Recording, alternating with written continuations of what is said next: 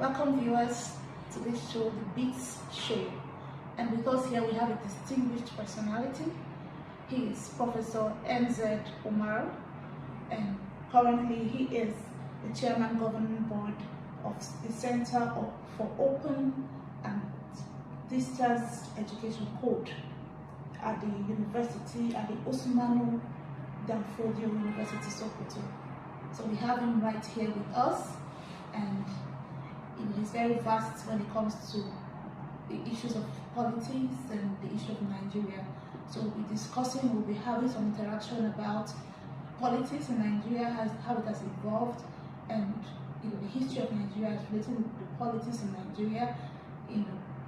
One thing is that it's important for us for the younger generation to know how Nigeria has evolved, so that when we want to cause change or want to effect change, we know how best to go about it. So we have some interaction with the professor to help us know, where Nigeria is coming from and where he sees Nigeria in years to come, and how young people can also key in and cause change with the current state of Nigeria. So welcome to the show, Professor. When you were giving your introduction, you talked so much about you said you're optimistic about Nigeria. You believe in Nigeria, you hope in Nigeria. I recently released an ode titled Nigeria, I Believe in You.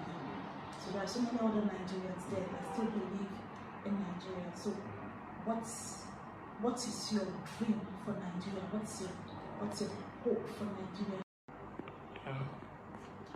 Well, my belief in Nigeria is unending. I believe this country has the potential, to reach greater heights than where we found ourselves, now. I believe Nigeria of my dream is Nigeria that is fair to all, a Nigeria that is fair, that is equitable to all, a Nigeria, that respects everyone, a country that is stable, a country that makes progress in all sectors of societal life, a country that is that allows for unimpeded opportunities for citizens, a country that can stand to showcase itself to the world that yes, this is a country of people of common sense, a country that will be the dream of every Nigerian, a country that, in a nutshell, that every one of us can be proud of. And I foresee that this country will reach this height, will reach that height, in no distant future.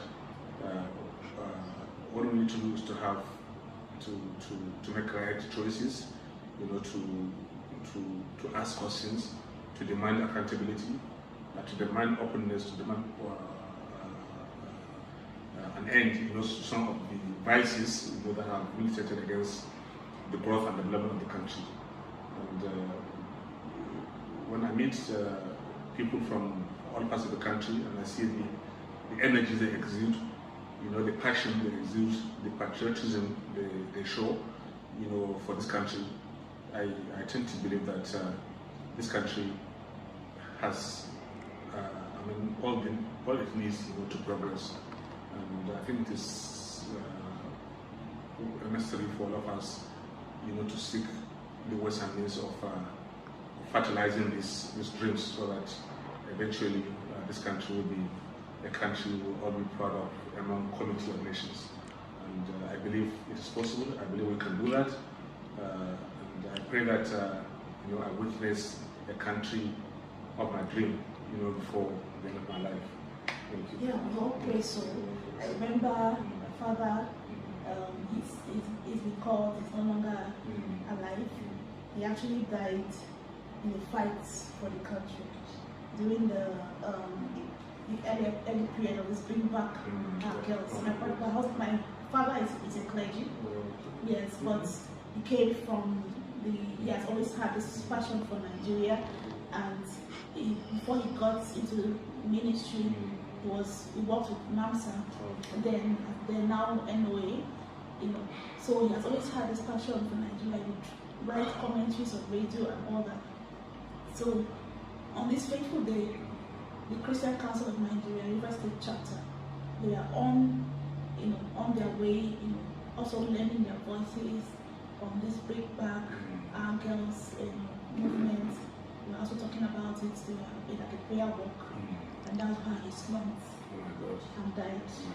So, so I mean, there are a lot of persons that really have great dreams. I mean, a lot of things. In the education sector, how students are treated like kings, in those days. So I know time will not permit us. I would really love to talk about the education sector. I know because we know you're very passionate about it. But maybe other time we'll bring you up again on the show and we'll talk about it. So just tell Nigerian youths, I'm very much particular about Nigerian youths because we say they are the leaders of tomorrow. And of course, there's a new version saying we are the leaders of today, and truly we are. Because Nigerian youths are doing so many wonderful things. I mean, awesome things all over the world and even here in Nigeria. So what is your word for them? So with someone that has a hope, is optimistic in mind, what's your word for them? What are opportunities for them? How do you want them to how do you want them to sustain their hope? Just a word for the Nigerian youth. Well, for the Nigerian youth, I would simply say that they should consolidate, on their population. They should seek to work hard, in whatever calling, they find themselves, their choices. They should help, in nurturing a society, that meets their aspirations, that meet their dreams, because it's not only for the elders to build a country for the youth, but given the population of the youth in this country, especially as reported by a number of agencies, UNDP, National Bureau of Statistics, the National Population Commission,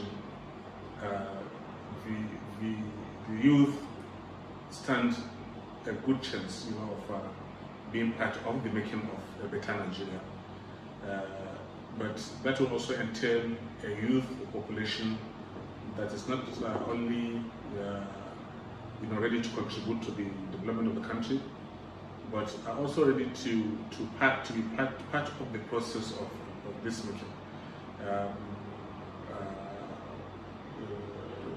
In no distant past, I know there was this clamor for involvement of youth, in the political process.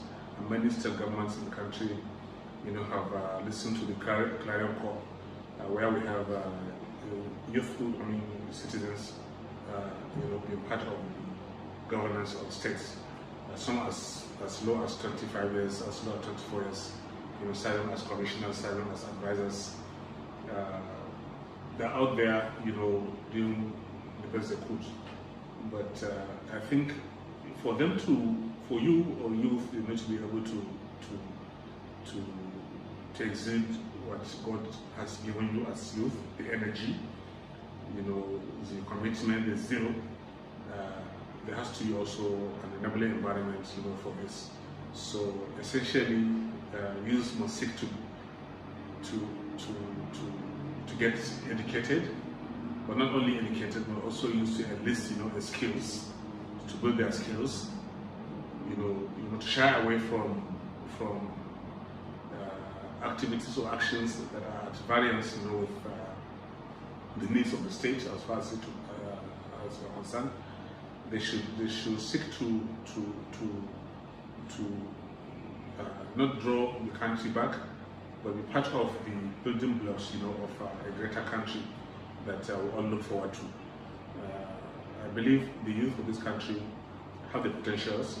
I've entitled with a lot of them, so many in different places, and I've seen that they are possessed, with a lot of energy to drive the development progress of this country. So go out there, do your bit, But remember that you have no other country but this country, Nigeria. And whatever you do to the country, will certainly translate into what you reap in the final analysis. To that end, therefore, as youth, this is your golden opportunity. Grab it, use it wisely, and help build this nation, to the standard that we all look up to, as far as the fulfillment of our life desires are concerned in different facets, of life. This is my clarion call to youth all over the country. So, thank you so much, viewers. On this note, we have come to the end of this exclusive interview with Professor M.Z. Umar. Thank you so much for staying with us, and with time we'll bring you more content about Nigeria, the state of Nigeria, and how it can contribute to the betterment of Nigeria. Nigeria, I believe in you. We all believe in Nigeria. I believe in Nigeria will be greater than what it is today. Thank you for watching. It's my pleasure. Thank you for coming on the show, Professor. Thank you. Thank you. Thank you.